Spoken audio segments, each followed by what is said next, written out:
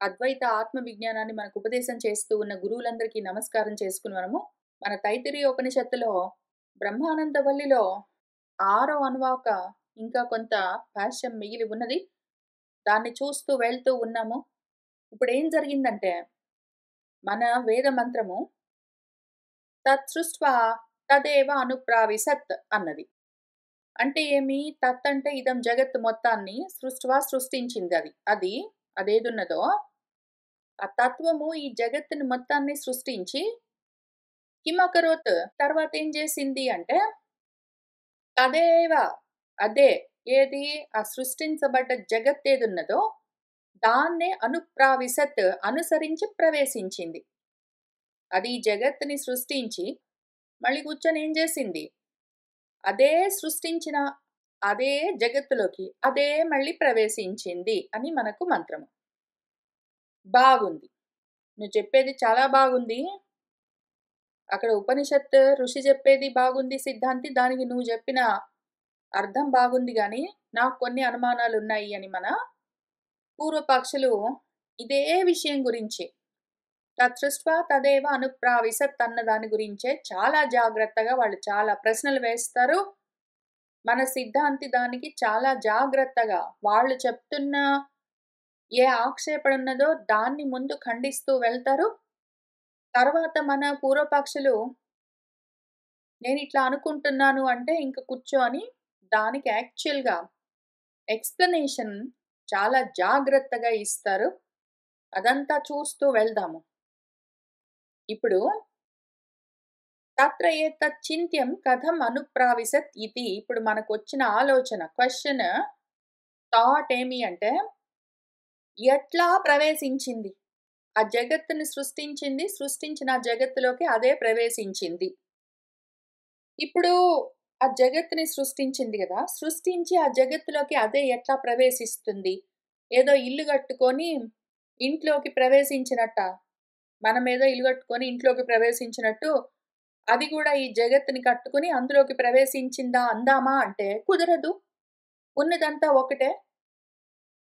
ఏకమేవ అద్వితీయమై ఉన్నది. జగత్తు మళ్ళీ వేరుగా కట్టి అందులోకి ఇది ప్రవేశించి అని చెప్పడానికి ఎన్ని ప్రాబ్లమ్స్ ఉన్నాయంటే ఫస్ట్ ఆఫ్ ఆల్ అది ఏకం ఏవ. సెకండ్ విషయం ఏమి అంటే అది పరిచ్ఛిన్నం గాదు. ఇది ఆ జగత్తులోకి ప్రవేశించాలి అంటే జగత్ దీనికన్నా చాలా పెద్దగా ఉండాలి. ఇది జగత్ కన్నా చిన్నగా ఉండాలి. అదొక సెకండ్ ప్రాబ్లమ్ ఉంటుంది. చిన్నగా ఉండడం అల్పత్వం అన్నది. తర్వాత పరిచ్ఛిన్నంగా ఉండాలి. సెపరేట్‌గా వేరుగా లిమిటెడ్‌గా ఉండాలి. పైగా ఆ జగత్తు దీనికి వేరుగా ఉండాలి. వేరే ప్రాంతంలో, వేరే ప్రదేశంలో ఉండాలి. అది బయట నుంచి లోపలికి వెళ్ళాలి. పైగా బయట, లోపల అని కూడా ఉండాలి. ఇన్ని ప్రాబ్లమ్స్ ఉంటాయి. ఇప్పుడు అసలు అర్థం గూడా గావట్లేదు. ఏమి చెప్తున్నది మనకి వేద మంత్రము? ఆ జగత్తుని సృష్టించి అందులోకే ప్రవేశించింది అంటే ఎట్లా అర్థం జేసుకోవాలి? ఎట్లా ప్రవేశించింది? ఎట్లా ప్రవేశించింది? ప్రవేశించడం అంటే ఎట్లా? ఇంకింతే మిగిలినవన్నీ సరే. జగత్తుని ఎట్లా సృష్టించింది? అదే అంటే ఏంటి? అవన్నీ తర్వాత జూద్దాం. అందులోకే ప్రవేశించింది అంటే ఎట్లా ప్రవేశించింది? అది మన క్వెషన్. ఇప్పుడు దీని గురించి ఎంత విచారణ ఉంటుందంటే చూద్దాము. కిం యః స్రష్టా సహ తేన ఏవ ఆత్మనా అనుప్రావిశత్ ఇతి ఉత అన్యేన ఇతి. ఏ స్రష్ట అంటే ఈ జగత్తును సృష్టించిన స్రష్ట అదే మళ్ళీ దాని స్వరూపంగానే దాంట్లోకే ప్రవేశించిందా? ఇంకా వేరే విధంగానా? అని మన ప్రశ్నలు. ఇంకా ఈ ప్రశ్నల్ని మనం సాగదీస్తున్న కొద్దీ అవి నంబర్స్ పెరుగుతూనే ఉంటాయి. కిం తావత్ యుక్తం. అయితే మనం ఇప్పుడు దీన్ని ఏది యుక్తము? ఎట్లా ఆ జగత్తుని సృష్టించి, ఆ జగత్తుని సృష్టించినది ఆ జగత్తులోకి తను సృష్టించిన జగత్తులోకి అదే ప్రవేశించింది. అంటే దాని స్వరూపంగానే ప్రవేశించిందా? వేరే రకంగా ప్రవేశించిందా? ఎట్లా ప్రవేశించింది?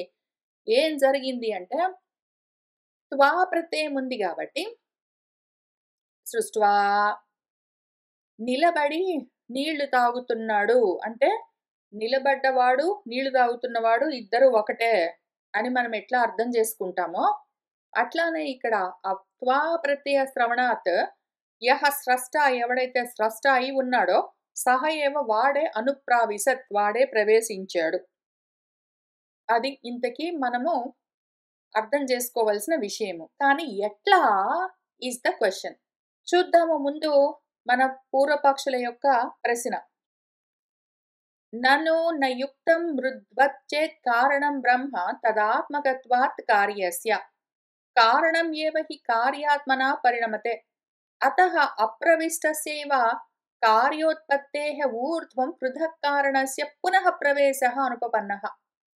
न हि घटपरिणामव्यतिरेकेण मृदः घटे प्रवेशः अस्ति. यथा घटे चूर्णात्मनः मृदः अनुप्रवेशः एवम् अनेन आत्मना नामरूपकार्य अनुप्रवेशः आत्मनः इति चेत् श्रुत्यन्तरात् च अनेन जीवेन आत्मना अनुप्रविश्य इति. ఇప్పుడు ఒక మృద్వత్ మట్టి అనుకో. మట్టి కారణంగా ఒక కుండ తయారైతుంది కదా. ఒక మట్టి ఉందనుకో. ఆ మట్టి మనం కుండగా తయారు చేసామనుకో. ఇప్పుడేమైంది? మట్టే కుండగా మారిపోయింది గదా! ఈ మట్టే కుండగా మారిపోయింది. కుండగా మారిపోయిన మట్టి ఏ రకంగా కుండలోకి వెళ్తుంది మళ్ళీ? చెప్పు. మట్టే కుండగా మారిన తర్వాత మళ్ళీ ఆ మట్టి ఏ రూపంగా ఎట్లా ఆ కుండలోకి వెళ్తుంది?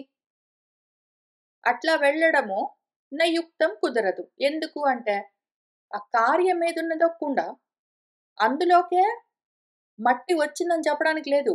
ఆ కార్యం ఏదుందో కుండ అదే ఈ మట్టి. మట్టే కుండగా మారింది. అట్లానే మన బ్రహ్మం గూడా జగత్తుగా కార్యంగా మారిన తర్వాత అది మళ్ళా ఇప్పుడు ఈ కారణమే కార్యంగా మారింది గదా! బ్రహ్మమన్న కారణమే జగత్తన్న కార్యంగా మారిన తర్వాత బ్రహ్మమన్న కారణము ఏ రూపంగా జగత్తన్న కార్యంలోకి ప్రవేశించింది చెప్పు? కారణం ఏవ హి కార్యాత్మనా పరిణమతి. కారణమే కార్యంగా, మట్టే కుండగా, బంగారమే ఆభరణాలుగా, అట్లానే బ్రహ్మమే జగత్తుగా మారింది కదా. అతః అప్రవిష్టస్యైవ. అదసలు మట్టి కుండగా మారుతున్న సమయంలో మట్టి అందులోకి ఆల్రెడీ వెళ్ళిపోయింది కదా. ఇప్పుడు కార్యము ఉత్పత్తి జరగకన్నా ముందు గాని అది ప్రాబబ్లీ మట్టిగా ఉండొచ్చు. కానీ ఊర్ధ్వం కార్యంగా అది ఉత్పత్తి జరిగిన తర్వాత వేరేగా మళ్ళీ పృథక్‌గా ఆ కారణము పునః తిరిగి ఆ కార్యంలోకి ప్రవేశించడం అన్నది నా ఉపపన్నము, అనుపపన్నము కుదరదు. ఆల్రెడీ కారణమే కార్యంగా మారిన తర్వాత మళ్ళీ సెపరేట్‌గా కారణము కార్యంలోకి వెళ్ళాలి అంటే ఇంకొక విధంగా ఆలోచన చేద్దాం పట్టు. ఇప్పుడు ఒకవేళ కుండ ఉన్నదనుకో. మట్టి కుండగా మారిన తర్వాత కుండ రెడీగా ఉంది. ఇప్పుడు వేరే మట్టి ఆ కుండలో వేసుకోవచ్చు మనం. ఇప్పుడేం చేయొచ్చంటే మన దగ్గర చాలా మట్టి ఉందనుకో. చాలా మట్టిలో మెజారిటీ మట్టితోటి మనం ఒక కుండ తయారు చేసాం. కొంత మట్టి మిగిలిందనుకో. ఈ మట్టిని కావాలంటే కుండలో వేసుకోవచ్చు కదా! ఆ రకంగా మళ్ళీ మట్టి కుండలోకి ప్రవేశించింది అని చెప్పుకోవచ్చు. అట్లా ఏమైనా ఉన్నదా? ఎందుకు అంటే నహి ఘట పరిణామ వ్యతిరేకేణ. ఘటముగా మట్టి కుండగా మట్టి మారడం అన్నదానికి వేరేగా, అది కాక వేరేగా మట్టి కుండలోకి ప్రవేశించడం అన్నది ఉండదు. మట్టే కుండగా మారింది అంటే మట్టి కుండలోకి ఆల్రెడీ ప్రవేశించింది. మట్టి కుండగా మారింది అంటే మట్టి కుండలోకి ఆల్రెడీ ప్రవేశించి కూర్చుంది గదా! కుండగా మారి కూర్చుంది. ఇప్పుడు మళ్ళీ సెపరేట్‌గా అందులో మట్టి ఎట్లా వెళ్తుంది? మట్టి కుండగా మారింది అంటే దానికి వేరేగా ఆ విధంగా గాకుండా ఇంకే రకంగానైనా వెళ్తుందా మట్టి కుండలోకి? వెళ్ళింది అంటే సెపరేట్‌గా ఉండాలి. యథా ఘటే చూర్ణాత్మనః.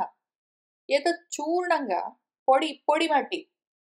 మట్టి తీసుకొనొచ్చి దాంట్లో నీళ్లు కలిపి దాన్ని పిసికి ముద్ద చేసి ఆ ముద్దతోటి కుండ తయారు చేసామనుకోండి. ఏదో చక్రం పైన పెట్టి తిప్పుకుంటూ. ఆ తర్వాత ఏం జరిగిందంటే కొంచెం మట్టి సెపరేట్‌గా ఉన్నది. పొడి మట్టి. ఆ పొడిని కావాలంటే తీసుకెళ్ళి ఇందులో ప్రవేశపెట్టొచ్చు. ఆ కుండలో పోసుకొని తీసుకొనెళ్ళొచ్చు. ఏవం ఈ విధంగా అనేన ఆత్మన నామరూప కార్య అనుప్రవేశః.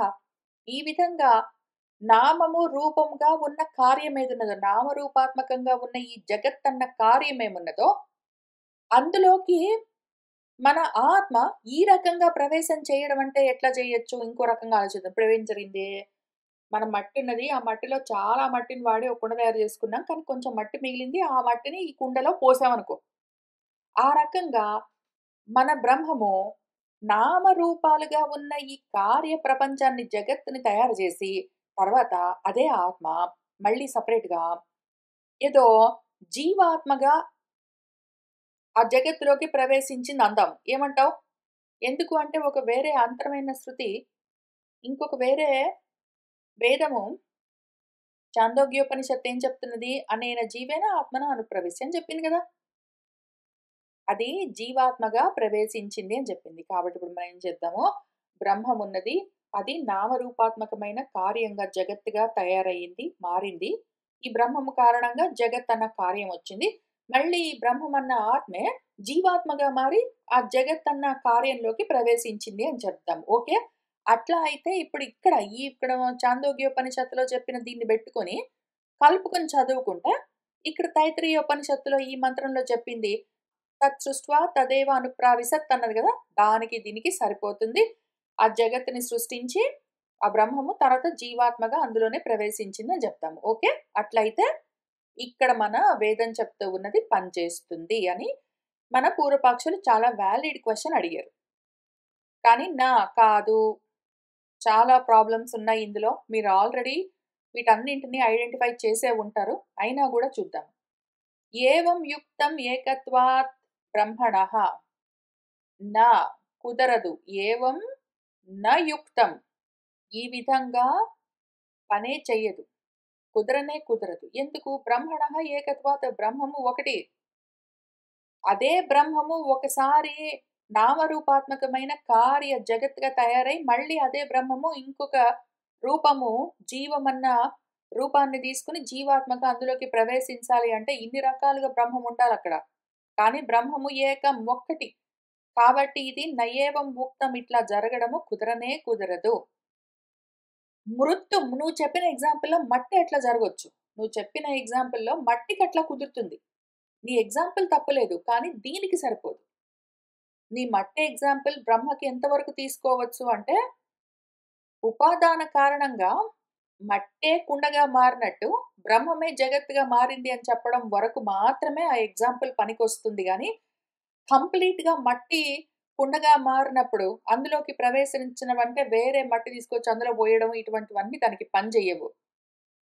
మృదాత్మనః తు అనేకత్వాత్ సా అవయవత్వాత్ చ యుక్తః ఘటే మృదశ్చూర్ణాత్మన అనుప్రవేశః. మట్టి ఉన్నదనుకో, దాని స్వరూపమేమి? అనేకత్వం. మట్టి ఎన్ని మట్టైనా ఉండొచ్చు. మట్టి రేణువులు ఎన్నైనా ఉండొచ్చు. మట్టి కుప్పలెన్నైనా ఉండొచ్చు. చిన్న మట్టిలుండొచ్చు, పెద్ద మట్లుండొచ్చు, ఎక్కువ మట్టుండొచ్చు, తక్కువ మట్టుండొచ్చు, ఏమైనా ఉండొచ్చు. మట్టి రకరకాలుగా ఉంటుంది అనేకం. పైగా అది అవయవం. దాన్ని ముక్కలు ముక్కలు చేసి కుప్పలు కుప్పలుగా తయారు జేయొచ్చు. అందుకని యుక్తము కుదురుతుంది. మన మట్టే కుండగా మారి, మళ్ళీ చూర్ణమైన మట్టి అంటే పొడి మట్టి, ఆ కుండలోకి వెళ్ళడము, అనుప్రవేశం అన్నది కుదురుతుంది. యుక్తమే. అవును. నిజమే. మృదః చూర్ణస్య అప్రవిష్ట దేశవత్వాత్ చ మూడోది. ఒకటి అది అనేకంగా ఉంటుంది. అవును. మట్టి చాలా ఉంటుంది. మట్టి కుప్పలు కుప్పలుగా ఎన్ని కుప్పలైనా తయారు చేయొచ్చు నువ్వు. ఆ 2 కాక మూడోది మట్టి లక్షణము, మట్టి యొక్క చూర్ణం అంటే పొడి మట్టి అప్రవిష్ట దేశవత్వం. ఇప్పుడు ఆల్రెడీ ఈ మట్టి కుండగా మారిన తర్వాత, అవతల ఏ పొడి మట్టి అని నువ్వు అంటున్నావో, ఆ పొడి మట్టి ఈ కుండ అన్న ప్రదేశంలోకి, ప్రాంతంలోకి రాలేదు. అది వేరుగా ఉన్నది. ఇప్పుడు మట్టి కుండగా మారిన తర్వాత, పొడి మట్టి వేరేగా సెపరేట్‌గా ఉన్నది. ఇక్కడ మన బ్రహ్మము అనేకం గాదు, ఏకము. ఇక్కడ మన బ్రహ్మము అవయవం గాదు, అది నిరవయవము. దానికి అవయవాలు లేవు.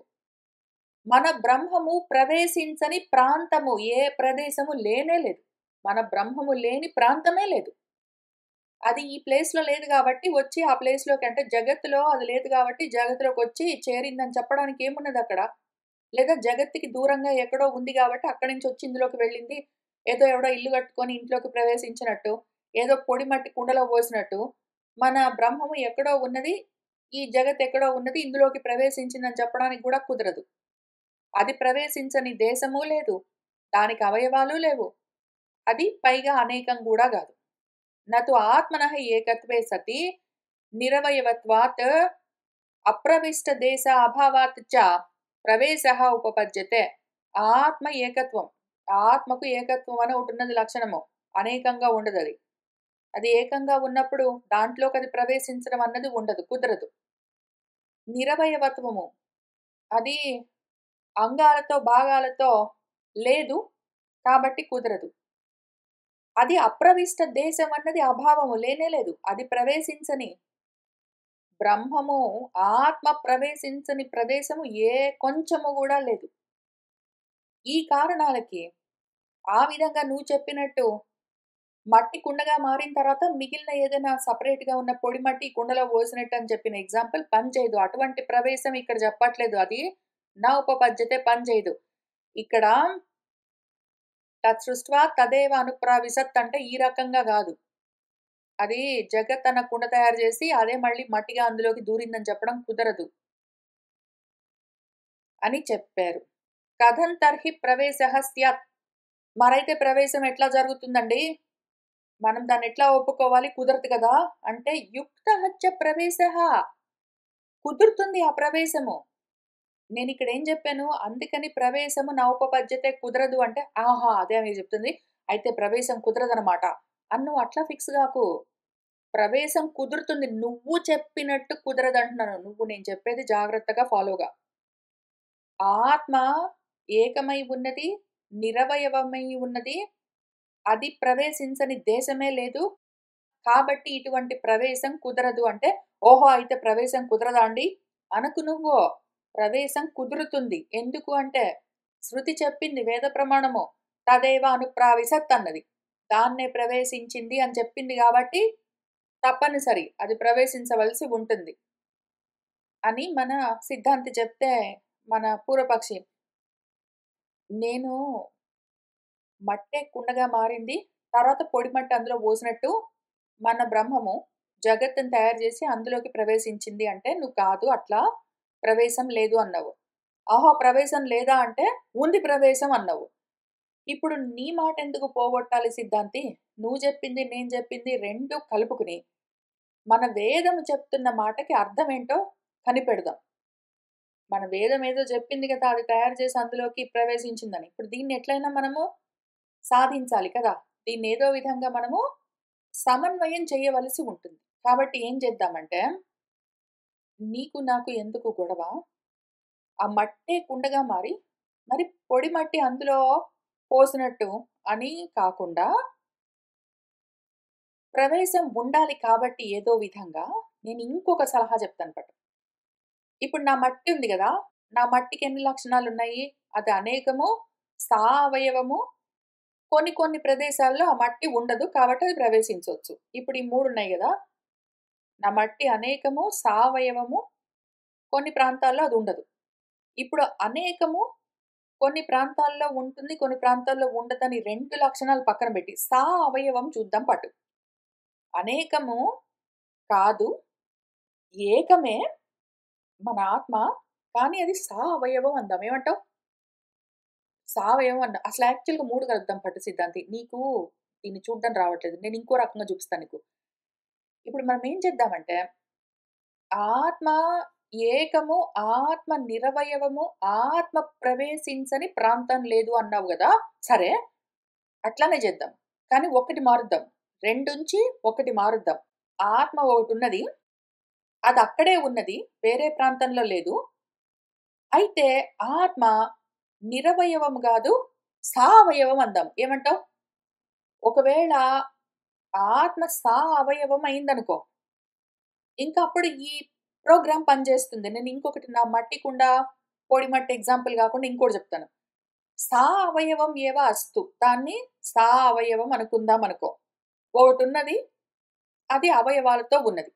తర్హి సా అవయవత్వాత్ ముఖే హస్త ప్రవేశవత్ నామరూప కార్యే జీవాత్మన అనుప్రవేశః యుక్తః ఏవ ఇతి చేత్. సరేనా? సావయవంతోటి నువ్వు ఉన్నావు గదా! నువ్వు నేను ఉన్నట్టు ఆత్మ ఒకటున్నదనుకో. దానికి అవయవాలు ఉన్నాయనుకో. చేతులు, కాళ్ళు, కళ్ళు, కడుపులు, తలకాయ అవన్నీ. అదేం చేసిందంటే, దాని చేతిని దాని నోట్లోనే పెట్టుకుందనుకో. ఇప్పుడు నేను నా చేతిని నా నోట్లో పెట్టుకున్నాననుకో, అప్పుడు నేను ఒకటే ఉన్నానా? 2 ఉన్నానా? 10 ఉన్నానా? ఒకటే గదా! నేను ఒకడున్నాను. నా చెయ్యి నా నోట్లో పెట్టుకున్నాను. అప్పుడు ఉన్నది ఒకటే గదా! ఏకత్వం పని చేస్తుంది. ఏమైంది ఇక్కడ? ఏకత్వానికి ప్రాబ్లమ్ రాలేదు కదా! ఆత్మ యొక్క ఏకత్వం నిలబడ్డది. నెక్స్ట్ అది ప్రవేశించకుండా వేరే దేశంలో ఉండవలసిన అవసరం లేదు. నా చేతిని నా నోట్లో పెట్టుకున్నాననుకో, అదే ప్రదేశంలో ఉండొచ్చు కదా! అప్పుడు ప్రవేశించకుండా దూరదేశంగా ఉండవలసిన అవసరం ఏముంది? నేనక్కడే ఉన్నాను. నా చేతిని నా నోట్లో పెట్టుకున్నాను. కాబట్టి ఈ రకంగా నిరవయవమని నువ్వు లిటిగేషన్ పెట్టకుండా ఉంటే, సా అవయవమని ఒప్పుకున్నావనుకో అస్తు అట్లా ఉండని. ఆత్మని సావయవంగా ఉండని. అట్లా ఉంటే వాడెవడో మనిషి వాడి చెయ్యి వాడి నోట్లో పెట్టుకున్నట్టు, ఈ ఆత్మ దాంట్లో అదే ప్రవేశించిందందాం. ఏమంటావు? అని మన పూర్వపక్షి జెప్పారు. నా కాదు అని మన సిద్ధాంతి. కుదరదు. ఎందుకు?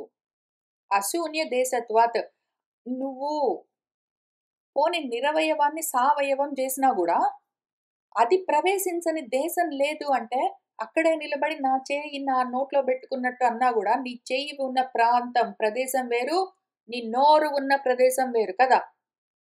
నువ్వక్కడ భూమి మీద ఒకటే ప్లేస్‌లో 2 కాళ్ళు పెట్టి నిలబడ్డావో, లేతే కూర్చున్నావో అయినా గూడా, నీ చెయ్యున్న ప్రదేశము, నీ నోరున్న ప్రదేశం మళ్ళీ వేరు. అప్పుడు నువ్వు 2 మార్చేస్తున్నావు. సావయవం చేస్తున్నావు. దాని ప్రవేశం లేని ప్రాంతం ఒకటి తయారు జేస్తున్నావు. ఏకంగా ఒకటి ఉన్నదని జెప్పుకుంటే. కాబట్టి ఇప్పుడేం జరిగింది? అది లేని ప్రాంతం లేనే లేదు. అశూన్య దేశము. ఆత్మశూన్యమైన ప్రదేశము లేనే లేదు గాబట్టి నువ్వు జెప్పేది పని జేయదు. నహి కార్యాత్మనా పరిణతస్య నామరూప కార్యదేశ వ్యతిరేకేణ ఆత్మశూన్యః ప్రదేశः అస్తి. యం ప్రవిశేత్ జీవాత్మన కార్యాత్మగా పరిణతి చెందిన తర్వాత నామరూపాత్మకంగా, కార్యంగా, దేశంగా వీటన్నింటికి వ్యతిరేకంగా ఆత్మశూన్యమైన ప్రదేశము ఎక్కడా గూడా లేనే లేదు. నాస్తి. ఇప్పుడు మన కారణమే కార్యంగా మారింది అంటే, మన కారణమే నామంగా, రూపంగా, కార్యంగా, దేశంగా అన్నిటిగా అదే మారింది. మళ్ళీ దేశం సెపరేట్‌గా లేదు. ఈ ప్రదేశం నుంచి చెయ్యి కింద ఉన్నది అక్కడి నుంచి తీసి నోట్లోకి పైకి పెట్టుకున్నాడు అని చెప్పాలంటే కింద ఒక ప్లేస్ లేతే పక్కన ఇంకో ప్లేస్, అక్కడి నుంచి నోరన్న ప్లేస్ అని ఇన్ని ప్లేసెస్ లేవు. అన్ని ప్లేసెస్‌లో కూడా బ్రహ్మమే ఉన్నది. అదే ప్లేస్‌గా కూడా మారింది. నువ్వు నామరూపంగా మాత్రమే మారింది జగత్తుగా అనుకుంటున్నావు. నామరూపంలాగా ఉన్నది జగత్. నామరూపం జగత్ అనుకుంటున్నావు. నామరూపం మాత్రమే గాదు. నామము, రూపము, కార్యము, దేశము అన్నీ అదే. దానికి వ్యతిరేకంగా ఆత్మ లేని ప్రాంతము, ప్రదేశం అసలు లేని గూడా లేదు. అందుకని జీవాత్మగా ప్రవేశించడం అన్నది నాస్తి కుదరదు. అవకాశం లేదు. కారణం ఏవ చేత్ ప్రవిశేత్ జీవాత్మత్వం జహాత్యథా ఘటః మృత్ప్రవేశే ఘటత్వం జహాతి. నువ్వు ఏదో విధంగా సమర్థిద్దాం పట్టు. సిద్ధాంతి దీన్ని సమర్థించాలి గదా పాపము. వేదమేదో చెప్పి కూర్చుంది దానికి తెలుసో తెలియకో తత్ సృష్ట్వా తదేవ అనుప్రావిశత్ అన్నది గదా! పాపం దానికి తెలిసింది అది జెప్పింది. దాన్ని మనము ఎట్లో ఒకట్లా సమర్థించాలి కాబట్టి, మనం ఏం చేద్దామంటే, ఇంకొక రకంగా ఆలోచిద్దాము. అది దాని చెయ్యి తన నోట్లో పెట్టుకున్నట్టు పెట్టుకుంటుందిలే. జీవాత్మగా ప్రవేశించింది అంటే, ఇక్కడేం చెప్తున్నది, నువ్వు జాగ్రత్తగా మళ్ళీ మంత్రం చదువు. ఆ జగత్తుని సృష్టించి, అందులోకి ఇది ప్రవేశించిందని చెప్పింది. ఇది జగత్తుని సృష్టించి, ఆ సృష్టించిన జగత్తులోకి ఇదే ప్రవేశించిందని చెప్పింది గానీ, జీవాత్మ అని ఇంక వేరేదేంటో ప్రవేశించిందని చెప్పలేదు. పైగా ఒకవేళ కారణమే జీవాత్మత్వంతో అందులోకి ప్రవేశించింది అంటే, ఎందుకంటే కారణమే కార్యంగా మారింది గదా! ఇప్పుడు. జీవాత్మగా అందులోకి ప్రవేశిస్తే కారణంలోకి, అదే జహ్యాత్ దాని జీవాత్మత్వాన్ని అది పోగొట్టుకుంటుంది. చూసావా? జీవాత్మగా ఆ కారణమే ఇప్పుడు కార్యంగా మారింది గదా! బ్రహ్మము జగత్తుగా మారింది. బ్రహ్మం జగత్తుగా మారినా గూడా జగత్ బ్రహ్మం గదా ఇప్పుడు. అవునా కదా?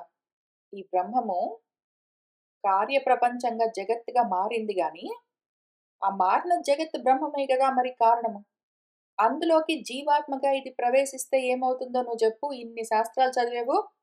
జీవాత్మ కారణ బ్రహ్మంలోకి ప్రవేశిస్తే అందులో లయమైపోతుంది. నీకు తెలుసు గదా ఈ విషయము. జీవాత్మ పరబ్రహ్మంలోకి చేరితే అందులో కలిసిపోతుంది. దాని జీవాత్మత్వాన్ని అది పోగొట్టుకుంటుంది. ఇది కామన్ విషయము. అందరికీ తెలుసు మనందరికీ కదా! కాబట్టి కారణంలోకి ఈ జీవాత్మ ప్రవేశించిందంటే దాని జీవాత్మత్వాన్ని అది జహ్యాత్ వదిలిపెట్టేసుకుంటుంది పాపం. యథా ఎట్లానైతే ఘటః మృత్ప్రవేశే ఘటత్వం జహాతి. ఈ కుండ మట్టిలోకి ప్రవేశించిందనుకో. కుండ మట్టిలోకి ప్రవేశిస్తే అది మట్టయిపోతుంది కదా! కుండ మట్టిలోకి ప్రవేశించాలి అంటే అది పొడి గావాలి. కుండ పగిలిపోయి పొడి పొడయ్యి మట్టిలోకి ప్రవేశిస్తే దాని కుండత్వాన్ని పోగొట్టుకుంటుంది. వదిలేస్తుంది ఆటోమేటిక్. కాబట్టి నువ్వు చెప్పినట్టు జీవాత్మగా ప్రవేశించడం అన్నది కుదరదు. తదేవ అనుప్రావిశతితి చ శృతేః న కారణ అనుప్రవేశః యుక్తః. కారణము కార్యంలోకి ప్రవేశించిందని చెప్తున్నది గానీ, మన కార్యం పోయి కారణంలోకి ప్రవేశించిందని చెప్పట్లేదు. ఇప్పుడు పోనీ ఇంకొక రకంగా ఆలోచన చేద్దాం పట్టు. కార్యాంతరం ఏవ స్యాతితి చేత్. వేరే కుండలోకి ప్రవేశించినట్టు అనుకుందాం పట్టు. ఇప్పుడు నువ్వేమంటున్నావంటే, ఇట్లా 2 కుదరవన్నావు గాబట్టి, ఇంకొక ఆలోచన. ఇదేం జేసిందంటే, జగత్తుని సృష్టించింది. తర్వాత అనుప్రావిశత్ అంటే కార్యంలోకి ప్రవేశించింది అనాలనుకో. అప్పుడేం జేయొచ్చు, ఇది వేరే కార్యంలోకి, కార్యాంతరంలోకి ప్రవేశించిందందాము. తదేవ అనుప్రావిశతితి జీవాత్మ రూపం కార్యం నామరూప పరిణతం కార్యాంతరం ఏవ ఆపద్యతే ఇతి చేత్. తదేవ అనుప్రావిశత్ అంటే జీవాత్మ రూపంగా ఉన్నదేదో ఉన్నదో కార్యము. నామరూప పరిణతము. అటువంటిది ఇంకేదైనా వేరే కార్యం ఉంటే అందులోకి ప్రవేశించిందందామా? ఇదసలు అర్థమే లేని ఆర్గ్యుమెంట్. కుదరదు. దానికి గూడా మన సిద్ధాంతి ఓపికగా జవాబు కాదు అని చెప్తున్నారు. ఎందుకు అంటే విరోధం అయిపోతుంది. కుదరదు. నహి ఘటః ఘటాంతరమాపద్యతే. ఒక కుండ ఇంకొక కుండ లోకెట్లా ప్రవేశిస్తుంది? ఒక కుండ ఇంకొక కుండలోకి ప్రవేశించడము అంటే, ఏదో పెద్ద కుండ చిన్న కుండలోకి వెళ్ళడం అట్లాంటివేమో గానీ, యాక్చువల్‌గా ఈ కుండ ఆ కుండలోకి ఎళ్ళిపోదు గదా! ఈ కుండ ఆ కుండ లోపలికెళ్ళిపోదు. ఏదో పెద్ద కుండలోకి చిన్న కుండ, చిన్న కుండలోకి చిన్న కుండ పెట్టడం గాదు. ఆ కుండలోకి ఈ కుండ కంప్లీట్‌గా ప్రవేశించడం అన్నది ఉండదు గదా! అంత విరోధం అవుతుంది. వేరే కార్యంలోకి ఇదెట్లా ప్రవేశిస్తుంది? వ్యతిరేక శృతి విరోధాత్ చ. పైగా జీవాత్మే ఆ జగత్తులోకి ప్రవేశించింది. అదే అయిపోయింది అని ఒకవేళ నువ్వు అనదలుచుకుంటే, జీవాత్మే జగత్తులోకి ప్రవేశించి అదే అయిపోయింది అన్నావనుకో. అదే అయిపోయింది అంటే శృతి అట్లా కుదరదు. జగత్ వేరు, జీవుడు వేరు అని చెప్తున్నది. ఆ 2 వ్యతిరేకము, ఒకటి గాదు అని మన వేదం చెప్తున్న శృతి మాట దానికి విరోధం అయిపోతుంది. అది కుదరదిప్పుడు. జీవస్య నామరూప కార్య వ్యతిరేక అనువాదిన్యః శృతయః విరుధ్యేరన్. జీవం వేరు, నామరూపాత్మకమైన కార్య జగత్ వేరు. ఆ 2 వ్యతిరేకము అని చెప్తూ ఉన్న మన వేద మంత్రాలకు విరుద్ధమైపోతుంది. కుదరదు. అట్లా ఉన్నదే అనుకో. జీవాత్మే కార్యంగా మారింది. అందులోకి కారణ బ్రహ్మ ప్రవేశించిందని నువ్వు చెప్పదలుచుకుంటే, తథా ఆపత్యో మోక్ష అసంభవాత్ చ. పెద్ద ఆపద కలుగుతుంది. మోక్షం అసంభవం అవుతుంది. ఒకవేళ జీవాత్మే కార్య జగత్తుగా మారిపోయిందంటే, అదే జగత్. జీవాత్మే జగత్ అన్నావంటే, జగత్తే జీవాత్మ అన్నావంటే, ఇంక భేదం లేదు అన్నావంటే, ఆ జగత్తులో నుంచి జీవుడు బయటపడ్డం కుదరదు. ఇంక మోక్షం అన్నది ఉండదు. అసంభవం అయిపోతుంది. ఎట్లా అంటే ఎగ్జాంపుల్ చెప్తాను చూడు. నహి యతః ముచ్యమానః తద్యేవ అపద్యతే నహి శృంఖలాపత్తిః బద్ధస్య తస్కరాదేః. ఒక తస్కరుడు దొంగవాడున్నాడనుకో. ఆ దొంగవాడికి శృంఖలాలున్నాయి. ఏవో సంకెళ్ళు వేశారనుకో. ఇప్పుడు ఈ దొంగవాడు ఆ సంకెళ్ళలో నుంచి బయటపడాలని వాడు ప్రయత్నం చేస్తూ ఉంటాడు. అయితే ఆ దొంగే ఆ సంకెళ్ళుగా మారిపోయాడనుకో. ఇంక వాడు ఆ సంకెళ్ళలో నుంచి బయటపడగలడా? వాడే సంకెళ్ళుగా మారిపోతే? అట్లా ఉంది నువ్వు చెప్పిన మాట. ఆ దొంగ ఆ సంకెళ్ళకు వేరుగా ఉంటేనే ఎప్పటికో ఒకప్పటికి ఆ సంకెళ్ళ నుంచి బయటపడొచ్చు. అట్లానే ముచ్యమానః మోక్షం కావాలని కోరుకునేవాడు, ఎందులో నుంచి మోక్షం కావాలని కోరుకుంటున్నాడో దానిగానే మారిపోయాడనుకో. ఇంక వాడు అందులో నుంచి బయటపడ్డము, ముక్తి అన్నది కుదరదు. అసంభవం అయిపోతుంది. చాలా అనర్థం కలుగుతుంది అని చెప్పారు. సరే, ఇంకో రకంగా ఆలోచన చేద్దాం పట్టు సిద్ధాంతి. బాహ్యాంతర భేదేన పరిణతం ఇతి చేత్ తదేవ కారణం బ్రహ్మ శరీరాధ్యాధారత్వేన తదంతర్జీవాత్మనా ఆధేయత్వేన చ పరిణతం ఇతి చేత్. సరే, బయట లోపల అనుకుందాం పట్టు. బయట లోపల అనుకుందాం. అప్పుడేం జరిగింది అంటే, మన బ్రహ్మమే లోపలికి ప్రవేశించడం గదా ఇప్పుడు మన టాపిక్. అది ఒకటుందా? వేరే వేరే ప్రాంతాల్లో ఉందా? అవయవాలతో ఉన్నదా? ఇంకేంటో ఉన్నదా? ఇవన్నీ పక్కన పెడదాం. ఒక్కటే ఫోకస్ చేద్దాం. అందులోకే ప్రవేశించింది అంటే, ఎట్లా ప్రవేశిస్తుంది అని మన ఇప్పుడు డిస్కషన్ టాపిక్. ప్రవేశించడం ముఖ్యం సిద్ధాంతి. ఎట్లోకట్లా ప్రవేశించడం ముఖ్యం. అదెట్లోకట్లా ప్రవేశిస్తుంది అందులోకి అని మనము నిరూపించగలిగితే, అప్పుడు మనము వేదం చెప్పిన ఆ వాక్యాన్ని ఎట్లోకట్లా సమర్థించినట్టు కదా! దాన్నట్లా సాధిద్దాం. దానికేం చేద్దామంటే, బయట, లోపల ఉన్నాయనుకో. ఆ రకంగా అది పరిణామం చెందిందే అనుకో. అప్పుడేం జరుగుతుంది? అదే కారణం బ్రహ్మ, శరీరాలు మొదలైన ఆధారంతో, ఆ ఉపాధితో ఉండి, అదే మళ్ళీ జీవాత్మగా దాంట్లోకి ఆధేయంగా ప్రవేశించింది అని చెప్పుకుందాము. ఆ రకమైన పరిణామం అందాం. ఏమంటావు? అని మన పూర్వపక్షి అడిగారు. నా కుదరదు. ఎందుకు? బహిష్టస్య ప్రవేశ ఉపపత్తేః. బయట ఉంటేనే లోపలికి ప్రవేశించడం అన్నది కుదురుతుంది. నహి యః యస్య అంతస్థః సహ ఏవ తత్ ప్రవిష్టః ఉచ్యతే. లోపలే ఉన్నది అందులోకే ప్రవేశించడం అన్నది కుదరదు. బహిష్టస్య అనుప్రవేశః స్యాత్ ప్రవేశ శబ్దార్థస్యైవం దృష్టత్వాత్. బయట ఉన్నది లోపలికి వెళ్ళడము అని అసలు ఆ పదానికి అనుప్రవేశము అన్న పదానికి అర్థమేమి? బయట ఉంటే లోపలికి వెళ్ళడము అని అర్థం. అందుకని బయట ఒకటి, లోపల ఒకటి అని 2 మనం తయారు చేద్దామని నువ్వు అనుకుంటున్నావు గానీ, అట్లా నువ్వు అన్నా గూడా కుదరదు. ఎందుకంటే ఇది లోపలే ఉన్నది. ఇక్కడ యథా గృహం కృత్వా ప్రావిశతీతి అని నువ్వు చెప్పే ఎగ్జాంపుల్ అనుప్రవేశానికి పని చేస్తుంది. అయితే బయట అన్నది వేరేదొకటుండాలి. ఇక్కడ ఇది బయట లేదు, లోపలుంది. సరే, పోనీ ఇంకొక రకంగా చూద్దాం పటు. జల సూర్యకాది ప్రతిబింబవత్ ప్రవేశః స్యాతితి చేత్. ప్రవేశించడం అంటే ఇంకొక పని చేద్దాం పట్టు సిద్ధాంతి. మనం ఏం చేద్దామంటే, ఒక జలపాత్ర ఉన్నదనుకో. నేనే తయారు చేసిన ఇందాక మట్టి పెట్టి తయారు చేసా చూసావా ఆ కుండ? అందులో నీళ్లు పోసాననుకో ఈసారి మట్టి గాకుండా. ఈ నీళ్లు ఆ కుండ తీసుకెళ్ళి బయట పెట్టాననుకో, పైన ఆకాశంలో సూర్యుడున్నాడనుకో. ఆ పైన ఆకాశంలో ఉన్న సూర్యుడు నా కుండలోని నీళ్ళలో పడ్డాడనుకో. ఆ రకంగా ఆకాశంలో సూర్యుడు ఏం సెపరేట్‌గా వచ్చి ఇందులోకి ప్రవేశించలేదు గానీ, ఆ ప్రతిబింబం ఇందులో పడ్డట్టుగానే మన జగత్తులో మన బ్రహ్మం యొక్క ప్రతిబింబం పడ్డది అందాం. ఏమంటావు? ఆ రకంగా ప్రవేశించింది అందాం. ఓకే. పోనీ అట్లా అనుప్రవేశం జరిగింది. దాని గృహ ప్రవేశము మన బ్రహ్మ జగత్తు కట్టుకుని అందులోకి గృహప్రవేశం చేసింది అని మన ఉపనిషత్తు చెప్పిన వాక్యం ఏదున్నదో తత్ సృష్ట్వా తదేవ అనుప్రావేశత్ అని మనం ఏం చేద్దామంటే, అది కుండ కట్టింది. అందులోకి సూర్యుడి ప్రతిబింబంలాగా ప్రవేశించిందని చెప్తాం. ఓకే. కుండలాగా ఈ జగత్తు కట్టుకొని, అందులోకి ఏదో ప్రతిబింబంగా అది ప్రవేశించిందని చెప్తాం. ఏమంటావు? అట్లయితే అనుప్రావిశత్ అని చెప్పింది మనం సమర్థించొచ్చు. కదా! అట్లా చేద్దాం. అంటే నా కాదు, కుదరదు. ఎందుకు? అపరిచ్ఛిన్నత్వాత్ అమూర్తత్వాత్ చ. అది అపరిచ్ఛిన్నం గాదు. అది కొంచెంగా చిన్నగా ఉన్నదా ఏమైనా? మన బ్రహ్మము. పరిచ్ఛిన్నంగా ఉన్నదా? లిమిటెడ్‌గా.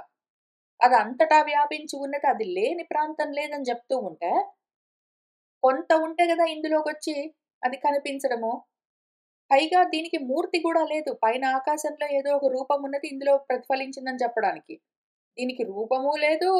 పైగా ఇది పరిచ్ఛిన్నము గాదు. పరిచ్ఛిన్నస్య మూర్తస్య అన్యత్ర ప్రసాద స్వభావకే జలాదౌ సూర్యకాది ప్రతిబింబ ఉదయః స్యాత్. ఇప్పుడు ఏదో ఒక పరిచ్ఛిన్నమైన మూర్తి ఒకటున్నదనుకో. ఒక చిన్న బొమ్మ. అది వేరే పాత్ర. అందులో జలం లాంటి ప్రసాద స్వభావము అంటే స్వచ్ఛత కలిగినది ఏదైనా ఉండాలి. ప్రతి దాంట్లో సూర్యుడు మళ్ళీ ప్రకాశించదు కదా! నువ్వు కుండ తీసుకెళ్ళి బయట పెడితే అందులో సూర్యుడేం ప్రకాశించడు. నువ్వు కుండలో నీళ్లు పోసుకున్నావు. దాన్ని తీసుకెళ్ళి ఆడ పెడితే సూర్యుడు ప్రకాశించొచ్చు. ఇప్పుడు ఎన్నుండాలక్కడ? సూర్యుడు వేరుగా ఉండాలి. సూర్యుడు చిన్నగా ఉండాలి. సూర్యుడు ఒక రూపంతో ఉండాలి. ఇక్కడ ఎక్కడ ప్రతిఫలిస్తున్నదో అది స్వచ్ఛంగా ఉండాలి. ఇన్ని కలిసొస్తే నువ్వు చెప్పిన ఎగ్జాంపుల్ పనిచేస్తుంది. నతు ఆత్మనః ఆత్మకి ఇవన్నీ లేవు. అది అమూర్తము. దానికి మూర్తి లేదు. రూపము లేదు. పైగా ఆకాశం మొదలైన వాటికి ఇది కారణమై ఉన్నది. నువ్వు చెప్పిన సూర్యుడు ఆకాశంలో ఉంటాడు. పెద్దగా విస్తరించిన ఆకాశంలో ఎక్కడో మూల కొంత ప్రాంతంలో పరిచ్ఛిన్నంగా ఉంటుంది నీ సూర్యబింబము. ఇదేమో మనం చెప్పుకునే తత్వము ఆ సూర్యుడినే గాదు, ఆ మొత్తం ఆకాశాన్ని కూడా సృష్టించి కూర్చున్నది. పూర్తిగా ఆకాశానికే ఇది కారణమై ఉన్నది. కాబట్టి అది అంతగా వ్యాపించిన దాన్ని కొంతగా ఎట్లా నువ్వు రిఫ్లెక్టింగ్ జేస్తావు? ఎందులో జేస్తావు? ఆత్మ వ్యాపించి ఉన్నది. సర్వవ్యాపకమై ఉన్నది. తత్ విప్రకృష్ట దేశ ప్రతిబింబాధార వస్తువంతర అభావాత్ చ ప్రతిబింబవత్ ప్రవేశః న యుక్తః పో. విప్రకృష్ట ప్రదేశం ఉండాలి. పైగా సూర్యుడు ఎక్కడో ఉండాలి. జలపాత్ర ఎక్కడో ఉండాలి. వేరే వేరే ప్రాంతాల్లో ప్రదేశాల్లో ఉండాలి. ప్రతిబింబాన్ని పట్టుకోవడానికి ఆధారమైన ఏదో నువ్వు చెప్పిన నీళ్ల పాత్ర లాంటిది ఉండాలి. అందుకోసం వేరే ఒక వస్తువు ఉండాలి. ఒక కుండ ఉండాలి. ఒక నీళ్లు ఉండాలి. వేరే ప్రాంతము ఉండాలి. ఇన్ని ఉంటే అక్కడ ప్రతిబింబం ఇందులోకి ప్రవేశిస్తుంది. ఇవన్నీ దీనికి లేవు ఆత్మకి. కాబట్టి నయుక్తః కుదరదు. ఈ ఎగ్జాంపుల్ గూడా పనిచేయదు. ఈ రకంగా గూడా దాని ప్రవేశం లేదు. సరే నేను ఇంకోటి చెప్తాను పట్టు. నువ్వు ఇన్ని రకరకాలుగా చెప్తే వినట్లేదు గదా! ఎన్ని రకాలుగా చెప్పాను సిద్ధాంతి నీకు? అదే కుండగా మారి తర్వాత మళ్ళీ అదే మట్టిగా సెపరేట్‌గా అందులోకెళ్ళిందంటే కాదన్నావు. పోనీ సెపరేట్‌గా కాకపోతే అదే గాని దాని చెయ్యి దాని నోట్లో పెట్టుకున్నట్టు అందులోకది ప్రవేశించిందన్నాను. కాదన్నావు. పోనీ అయితే వేరే రూపంగా జీవాత్మగా ప్రవేశించింది అన్నాను. కాదన్నావు. పోనీ అయితే సూర్యుడిలాగా ప్రవేశించింది ఏదో ప్రతిబింబంలాగా అన్నాను. కాదన్నావు. ఇంక నాకు ఎగ్జాంపుల్స్ గూడా అయిపోయాయి సిద్ధాంతి. నా దగ్గర సహనం నశించింది. నాకు ఎక్స్‌ప్లెయిన్ జేయడానికి ఏం ఐడియాలు రావట్లేదు. ఎగ్జాంపుల్స్ రావట్లేదు. ఎట్లో గట్ల వేదాన్ని నిలబెట్టడానికి నేను నిజంగా శతవిధాల ప్రయత్నం చేశాను సిద్ధాంతి. నిజంగా ప్రయత్నం చేశాను. వేదం చెప్పిన మాట అయ్యయ్యో పాపము అది చెప్పిన మాట వ్యర్థంగా రాదు గదా! దాన్ని ఎట్లో కట్లా మనము సాధించాలి గదా! దాన్ని ఎట్లో కట్లా ఆ మాట నిలబెడదాము. దాని మాట ఎందుకు పోగొట్టాలి అని చాలా ప్రయత్నం చేశాను సిద్ధాంతి. నువ్వేమో ప్రతిది కాదు కాదంటివి. నువ్వు చెప్పింది గూడా నిజమే మరి. ఏవంతర్హి ఇట్లా ఉంది పరిస్థితి కాబట్టి. నయేవ అస్తి ప్రవేశః నచ గత్యంతరం ఉపలభామహే తదేవ అనుప్రావిశత్ ఇతి శృతేః. ఆ శృతి చెప్పిన మాట తదేవ అనుప్రావిశత్ అన్నది గదా! దాన్ని సమర్థించడానికి ఇంక వేరే గతి లేదు సిద్ధాంతి.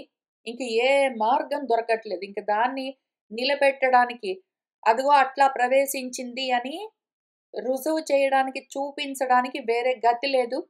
ఏ అవకాశం లేదు. కుదరట్లేదు మరి. ఇంత ప్రయత్నం చేశాం.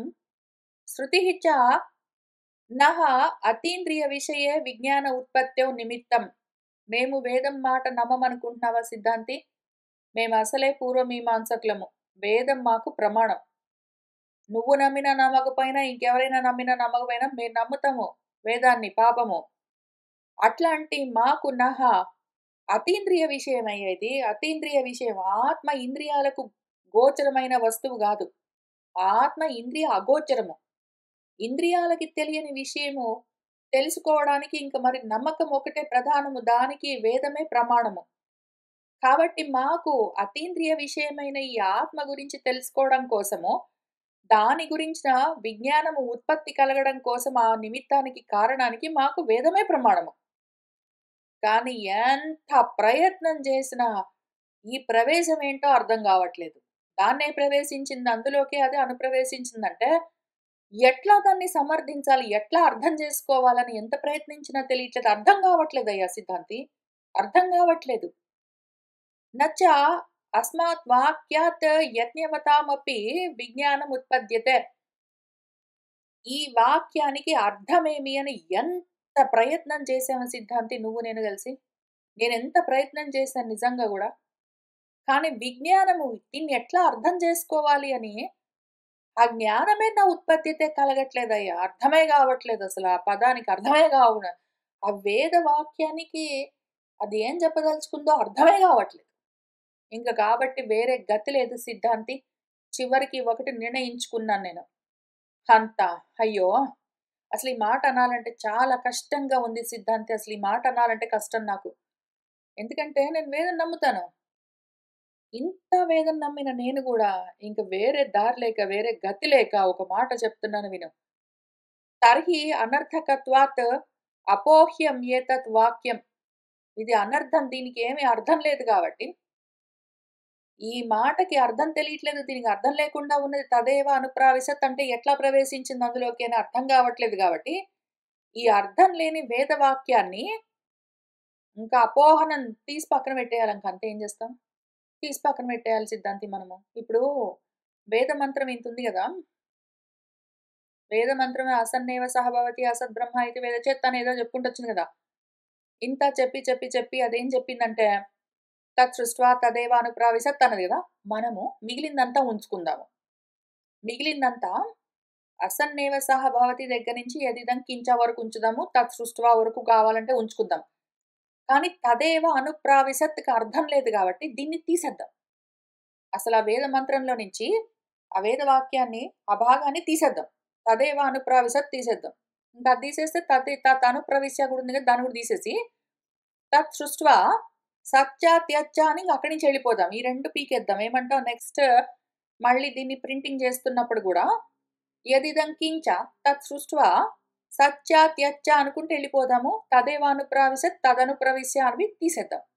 ఇగ ఏం చేస్తాం సిద్ధాంతి మనం మాత్రము నేను గూడా చాలా ఆలోచన చేశాను.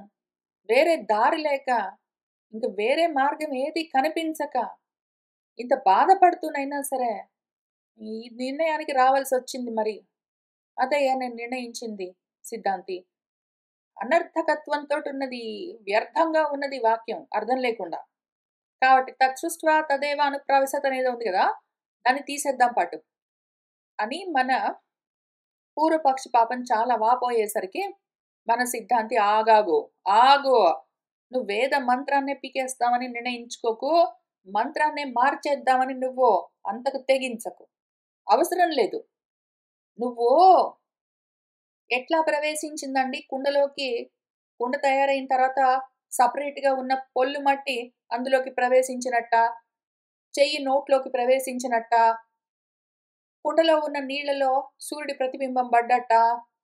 ఏదో జీవాత్మగానా అని ఇన్ని రకాలుగా చెప్తే కాదు, కాదు అట్లా ప్రవేశించలేదు. ప్రవేశం అట్లా కాదు, ప్రవేశం అట్లా కాదు, అట్లా ప్రవేశించలేదంటే అసలు ప్రవేశమే లేదనుకోకు నువ్వు. తొందరపడొద్దు. నెమ్మదిగా విచారణ చేద్దాము. అన్యార్థత్వాత్ దానికి వేరే అర్థం ఉన్నది. తత్ సృష్ట్వా తదేవ అనుప్రావిశత్ అంటే దానికి వేరే అర్థం ఉన్నది. ఒక కారణానికి పెట్టింది మన వేదం అక్కడ ఆ మంత్రాన్ని. అట్లా తొందరపడొద్దు అని మన సిద్ధాంతి చెప్తూ ఉన్నారు. అయితే మన పూర్వపక్షికి వేరే మార్గం ఏం కనిపించట్లేదు. పూర్వపక్షి కావాలని వేద మంత్రంలో నుంచి కొంత భాగాన్ని తీసేద్దామని ఏం ఇంట్రెస్ట్ ఏం లేదు. అర్థం తెలియట్లేదు. అనర్థంగా ఉంది గాబట్టే అట్లా అటువంటి నిర్ణయం తీసుకోవాల్సొచ్చింది. అయితే మన సిద్ధాంతి దానికి వేరే అర్థం ఉంది, అన్యార్థం ఉంది అంటే, మన పూర్వపక్షి ఏమడుగుతున్నారు? కిమర్థ స్థానే చర్చ. మరట్లాంటప్పుడు దానికి వేరే అర్థం ఉంది అంటే, దాని చర్చ ఇక్కడెందుకు? దానికి అర్థం ఇది గాదు అని వేరే అర్థం ఉంది అంటే దాని చర్చ ఎందుకు జేయడం ఇక్కడ మరి? ఇక్కడ దాని స్థానం అసలు ఈ ప్రకరణంలో, ఈ సెక్షన్‌లో దాని గురించి డిస్కస్ నిజంగా చేయొచ్చా? చేయొద్దా? దానికి సంబంధం లేదు. ఇది వేరే అర్థం ఉంది అంటే వేరే చోట పెట్టుకో మరి. వేరే అర్థం ఉంటే దానికి అర్థం ఎక్కడుందో తీసుకెళ్ళి అక్కడ పెట్టుకో. ఇక్కడ అర్థం ఇక్కడ ఈ సెక్షన్‌లో పనికిరాని వేదవాక్యాన్ని ఇక్కడ ఇరికించడం ఎందుకు? వేరే అర్థం ఉందంటే ఎక్కడ అర్థం ఉందో అక్కడ పెట్టాలి. ఇక్కడ లేదు కాబట్టి తీసేయాలి. అస్థానంలో వేరే అర్థం ఇక్కడ చర్చించడం ఎందుకు? అని మన పూర్వపక్షి ప్రశ్నిస్తే, ప్రకృతమయ్యా ఇది అప్రసంగం గాదు. ఈ ప్రకరణానికి ఉండవలసిన చర్చ ఇది. ఇది అప్రస్తుత ప్రసంగం చేయట్లేదిక్కడ. ఈ చర్చ ఇక్కడ ఉన్నది. నీకు సరిగ్గా అర్థం గావట్లేదని చెప్పాను. దీని అర్థం ఇది గాదు. ఇది వేరేదున్నదంటే వేరే చోట పెట్టుకో అని నువ్వు అనడానికి వీల్లేదు. నీకు సరిగ్గా అర్థం గావట్లేదు. ఇక్కడ చెప్తూ ఉన్నది అని దానర్థము. ప్రకృతమే ఇది. ఇక్కడ చేయవలసిన విచారణే. చెప్తాను విను. హి అన్యః వివక్షితః అస్య వాక్యస్య అర్థః అస్తి సహ స్మర్తవ్యః. ఇక్కడ దేన్ని వివక్ష చేస్తున్నారు? దేన్ని విచారించి మనకు చెప్తున్నారు? దానికి సంబంధించిన మిగిలిన వాక్యాలన్నీ గూడా వాటి యొక్క అర్థంతో సహా కలిపి ఇక్కడ స్మరించవలసి ఉన్నది. నువ్వు ఒక్క ముక్క బెట్టుకుని దాన్ని సృష్టించి అందులోకి ప్రవేశించింది అనగానే, ఏ రకంగా ప్రవేశించింది అని రకరకాలుగా ఆలోచన చేసి కుదరట్లేదు గాబట్టి కాదు అని నిర్ణయించకు. అసల ప్రకరణం మొత్తం చూడు నువ్వు హోలిస్టిక్‌గా. బ్రహ్మవిదాప్నోతి పరం సత్యం జ్ఞానమనంతం బ్రహ్మ యః వేద నిహితం గుహాయాం అని మన తైత్తిరీయము ఈ బ్రహ్మానందవల్లి మొదలు పెడుతూనే మొదటి మంత్రంలో మొదటి అనువాకలో ఏం చెప్పింది? బ్రహ్మ గురించే చెప్పింది. కాబట్టి మొత్తం సెక్షన్ ఈ ప్రకరణం, ఈ అధికరణం మొత్తము బ్రహ్మం గురించే. అది కాకుండా పోలేదు. బ్రహ్మను తెలుసుకున్నవాడు బ్రహ్మమవుతాడు. ఆ బ్రహ్మం అంటే ఏమి? సత్యం జ్ఞానం అనంతం. ఈ బ్రహ్మను ఎట్లా తెలుసుకోవాలి? ఎక్కడ అంటే వాడి గుండె గుహలోనే నిహితమై ఉన్నది. దాన్నక్కడే తెలుసుకోవాలి. వాడిలోనే గుహలో నిహితమై ఉన్నది. దాన్నక్కడే తెలుసుకోవాలి. ఆ గుహ అంటే ఎక్కడున్నది?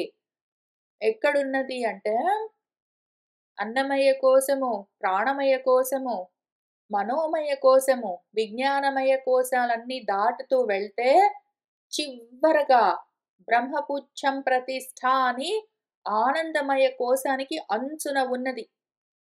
అక్కడ ఉన్న గుహ ఏదున్నదో అక్కడే నువ్వు దాన్ని తెలుసుకోవలసి ఉంటుంది అని చెప్తూ ఉన్నది ఆ ప్రకరణము.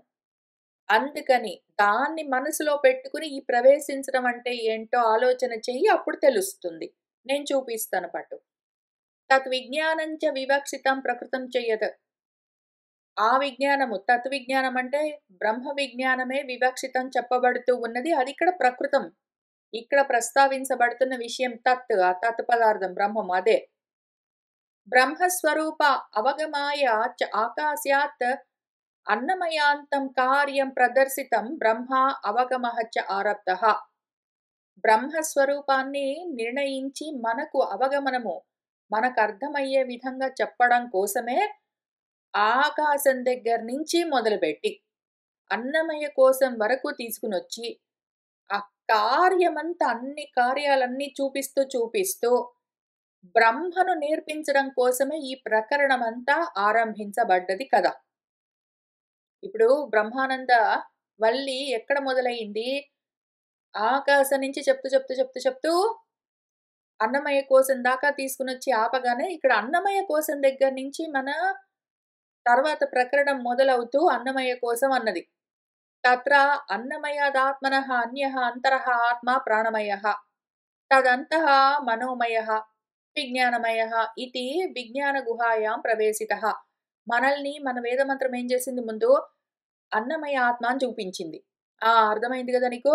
దానికి కుడి రెక్క ఇది, ఎడమ రెక్క అది, దాని తల అది, దాని ఆత్మ ఇది, దాని పుచ్చం అది అని చూపించి, ఆ తర్వాత ఏం చేసింది? అన్యః అంతరః దాని లోపల ఇంకోటి వేరే ఇంకొక ఆత్మ ఉంది. అది ప్రాణమయ ఆత్మ అన్నది. మళ్ళీ ప్రాణమయ ఆత్మకి శిరస్సు ఇది, దాని కుడి భుజం ఇది, దాని ఎడమ భుజం అది, దాని ఆత్మ ఇది, దాని పుచ్చం ఇది అన్నది. అర్థమైంది కదా అన్నది. అనగానే, ఆ! సరే దాంట్లోపల మళ్ళీ ఇంకొకటి వేరే మనోమయమన్న ఆత్మ ఉన్నది. దాని శిరస్సు ఇది, దాని ఏదో కుడి రెక్క అది, ఎడమ రెక్క ఇది, దాని ఆత్మ ఇది, దాని పుచ్చం ఇది అర్థమైందా అన్నది. అనగానే, దాంట్లో ఇంకోటి మళ్ళీ వేరేది విజ్ఞానమయ ఆత్మ అన్నది. అన్నాక, ఈ విజ్ఞాన గుహలోకి మనల్ని ప్రవేశింపబెట్టింది. చూసావా అదేం చేస్తుంది నెమ్మది నెమ్మదిగా మనల్ని తీసుకెళ్ళి ఒక్కొక్క స్టెప్ దాటించుకుంటూ విజ్ఞానమయ ఆత్మలోకి, ఆ గుహలోకి ప్రవేశపెట్టింది. పెట్టి అదేం చేసింది, తత్ర చ ఆనందమయః విశిష్టః ఆత్మ ప్రదర్శితః అక్కడ ఆనందమయం అన్నది ఒక విశిష్టమైన ఆత్మ ఉన్నది అని చూపించింది. చూపించి అక్కడికి ఆగకుండా, నువ్వు మళ్ళీ అక్కడే ఆగేవు అయిపోయిందనుకునేవు కాలేదు అని మళ్ళీ అతః పరమానందమయ లింగాధిగమ ద్వారేణ ఆనంద వివృద్ధ్యవసానే ఆత్మ బ్రహ్మపుచ్చం ప్రతిష్ఠ సర్వ వికల్పాస్పదః నిర్వికల్పః అస్యామేవ గుహాయాం అధిగంతవ్యః ఇతి తత్ప్రవేశః ప్రకల్ప్యతే. అదేం చేసింది, పరమానందమయము అన్నదాన్ని ఎటువంటి లక్షణాలతో గుర్తించాలి అని నేర్పించి, తద్వారా ఎంత దూరం వెళ్తే ఆనందం వృద్ధి చెందడం ఆగిపోతుందో, అక్కడ ఉన్నదేదున్నదో అది ఆత్మ, అది బ్రహ్మ, అది పుచ్చం ప్రతిష్ఠ అని నేర్పిస్తూ, అది సర్వ వికల్పాలకు ఆస్పదము ఆలవాలమై ఉన్నది. కానీ అది మాత్రం నిర్వికల్పము అని చెప్తూ, అటువంటి నిర్వికల్పాన్ని అస్యాం గుహాయాం అదే గుహలో, విజ్ఞానమన్న గుహలోనే అధిగంతవ్యః తెలుసుకోవలసి ఉన్నది అని తత్ప్రవేశః ఆ ప్రవేశం గురించి చెప్తూ ప్రకల్ప్యతే దాన్ని కల్పించింది. ఈ మొత్తం ప్రకరణం కల్పించిందే ఈ రకంగా మనల్ని దాటిస్తూ తీసుకుని వెళ్ళి అక్కడికి మనల్ని ప్రవేశపెట్టడానికి. తెలుస్తున్నదా? నహి అన్యత్ర ఉపలభ్యతే బ్రహ్మ నిర్విశేషత్వాత్ వేరే విధంగా బ్రహ్మని పొందడం కుదరదు. ఎందుకంటే అది నిర్విశేషము. దాన్ని వేరే రకంగా పట్టుకోవడం కుదరదు. విశేష సంబంధః హి ఉపలబ్ధి హేతుః దృష్టః. ఏదైనా పొందాలి అంటే వేరుగా ఉండాలి. వేరుగా ఉన్నది అన్న సంబంధం ఏదైనా విశేషంగా ఉన్న సంబంధం ఉంటేనే దాన్ని పొందడం అన్నది ఒకటి కుదురుతుంది. నీకు కూడా తెలుసు కదా ఈ విషయము. అందుకని అది పాపం ఇంత కల్పించవలసి వచ్చింది. నిర్వికల్పమైన సర్వవ్యాపకమైన బ్రహ్మము నీకు మామూలుగా తెలీదు కాబట్టి నీకు తెలిసే విధంగా చెప్పడం కోసం ఇంత కల్పించవలసి వచ్చింది మన మంత్రానికి. యథా రాహోః చంద్రార్క విశేష సంబంధః. సూర్యుడొచ్చాడండి, చంద్రుడొచ్చాడండి అని చెప్పాలి అంటే ఎప్పుడు? రాహువు ఉన్నదనుకో. రాహువు గ్రసిస్తే ఏదో సూర్యగ్రహణం అయిందనుకోండి. సూర్యగ్రహణం అయిపోయిన తర్వాత సూర్యుడు బయటపడితే, అదిగో సూర్యుడు బయటపడి కనిపించాడండి. ఇంతవరకు తెలియలేదు సూర్యుడు అదిగో ఇప్పుడు బయటపడ్డాడు, కనిపించాడు అని చెప్పాలి అంటే అంతకన్నా ముందు ఏదో రాహువు అడ్డం పడ్డం లాంటిది ఉండాలి. ఏదో చంద్రుడు కనిపించాడండి, చంద్రుడు బయటపడ్డాడు, తెలిసాడు అనాలి అంటే అంతకన్నా ముందు ఏదో రాహువు అడ్డం పడి చంద్రగ్రహణంతోటి మనకు తెలియకుండా పోతే ఇప్పుడు సడన్‌గా తెలిసాడు కదా! అట్లా ఏదో ఒకటి జరగాలి. ఆ విశేష సంబంధం ఉంటేనే అది మళ్ళీ మనకు సెపరేట్‌గా తెలుస్తుంది. ఎప్పుడూ ఉండేది అక్కడే ఉన్నది సూర్యుడు, ఎప్పుడూ ఉండేది అక్కడే ఉంది చంద్రుడు అనుకోండి. ఇప్పుడు సూర్యుడు అస్తమించడం అన్నదే లేకుండా, దానికి మబ్బులే అడ్డం రాకుండా, దానికి ఏ రకమైన రాహువులు, గీహులు అడ్డం రాకుండా అది అట్లనే ఉన్నదనుకోండి యాపిల్ గుండ్రాయిలాగా. అప్పుడు అదిగో సూర్యుడు దొరికాడు, సూర్యుడు కనిపించాడు, సూర్యుడొచ్చాడు అని చెప్పం గదా! ఇంకా. ఎప్పుడూ అక్కడే ఉన్నదని. అట్లా చెప్పాలి అంటే అదిగో సూర్యుడొచ్చాడు అని చెప్పాలి అంటే సూర్యుడు ఇంతకు ముందు లేకుండా పోవాలి. మామూలుగా లేకుండా పోవడం ఉండదు.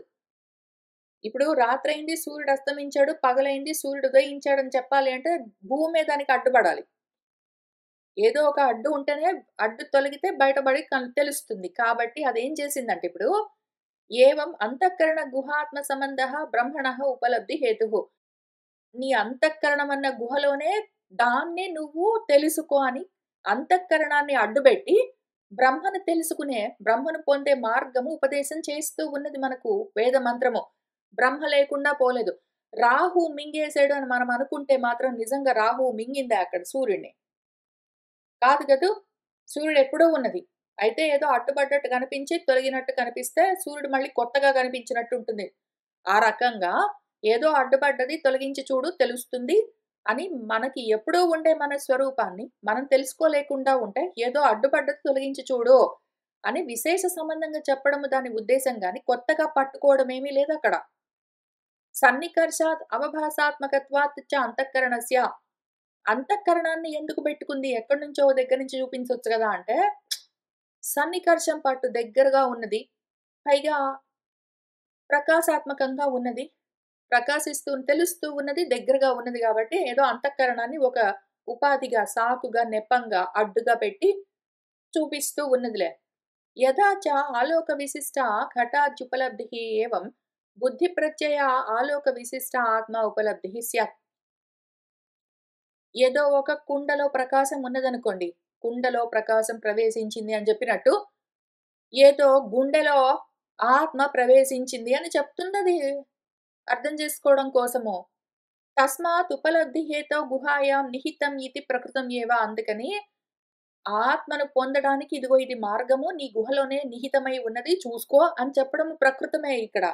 ప్రస్తావించబడుతున్న ప్రస్తుత అధికరణంలోని సబ్జెక్ట్ మ్యాటర్ అది. కాదు ఉన్న చోట రాసుకో తీసుకెళ్ళి ఇంకెక్కడైనా పెట్టుకో అంటే అట్లెట్లా చేస్తాము? ఇక్కడ అవసరమై చెప్తూ ఉంటే తద్వృత్తిస్థానీయే తు ఇహ పునః తత్సృష్ట్వా తదేవ అనుప్రావిశత్ ఇతి ఉచ్యతే. కాబట్టి దాన్ని మనకు అర్థమయ్యే విధంగా చెప్పడమన్న పని బెట్టుకుని, ఆ స్థానంలోనే కావాలనే అక్కడ ఆ మంత్రంలో, ఆ స్థానంలో కావాలనే అది మళ్ళీ దాన్ని సృష్టించి అందులోకే అనుసరించి ప్రవేశించింది అని చెప్తూ ఉన్నది. తెలుస్తున్నదా? అని చెప్తూ ఉన్నారు. అక్కడికే అయిపోలేదు. ఇంకా కొంత 1, 2 పేజీల భాష్యం ఇంకా మిగిలి ఉన్నది. మనము దీన్ని మళ్ళీ వచ్చే వారం కలిసి కూర్చొని చదువుకుంటూ ముందుకు వెళ్దాం. ఇవాల్టికి ఆపుతూ ఉన్నాను. కోరుకున్న వాళ్ళందరికీ అద్వైత ఆత్మ విజ్ఞానం కలగాలని ఆశిస్తూ ఉన్నాను. శుభం భవతు.